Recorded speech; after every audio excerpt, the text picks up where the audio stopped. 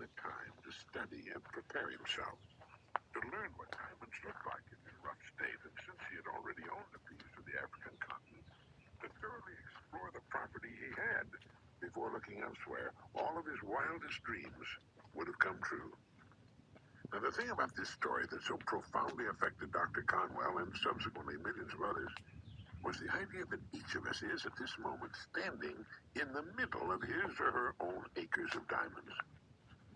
If we'll only have the wisdom and patience to intelligently and effectively explore the work in which we're now engaged, to explore ourselves, we'll usually find the riches we seek, whether they be financial or intangible or both.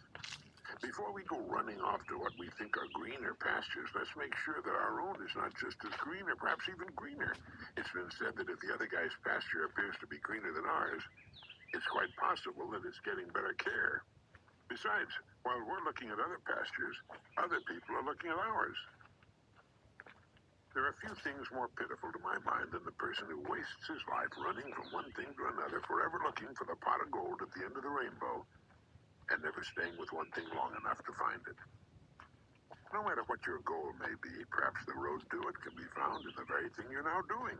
It wasn't until he was completely paralyzed by polio and forced to reach into the rich resources of his mind that a courageous farmer got the idea of producing exceptionally good meat products on his farm. From that idea, one of the country's most successful meatpacking companies was born. His farm contained acres of diamonds, too. He just never had to dig for them before. Your mind is your richest resource. Let it thoroughly explore the possibilities lurking in what you're presently doing before turning to something new.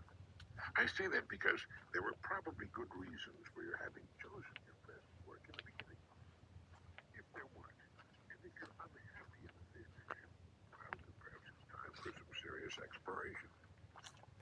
Dr. Russell Conwell's life is a living example of the importance of a willingness to change once one's own pasture has been thoroughly explored.